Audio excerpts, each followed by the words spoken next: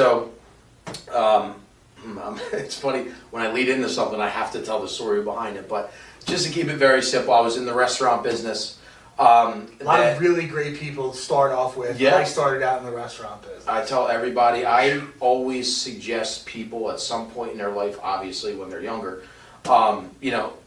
get into the restaurant business, like whatever, serving tables, like learn how to serve people, but it just, the stuff that you learn being in the restaurant business, the skills that you develop, multitasking, talking with people, service, all that good stuff, man. But even now, there are so many people now, like, I have conversations with people who are recruiting, who are trying to hire, whether it's, doesn't matter, any type of field, looking for managers, stuff like that. And a lot of people don't understand, there's a lot of talented people in the restaurant business that, have great backgrounds, have degrees, whatever it is. They're just in the transition period of, what do I want to do, right? I need to make cash now, but there's a lot of talent in there, man. So, Yeah, for sure. Got into the restaurant business.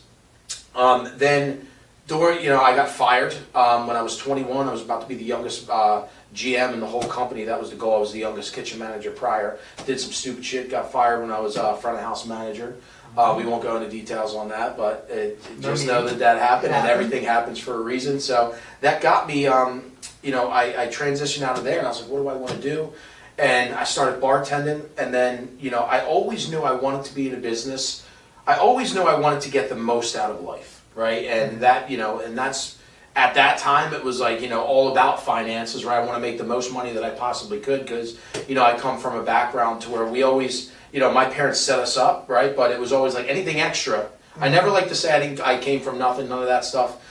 Because I was provided enough to do whatever I want in life. Right. I never got the extra stuff that was like, hey, we're going to give you what you need. Everything that you're going to want, you got to go out and get. You got to go out and make the money. You got to make that path.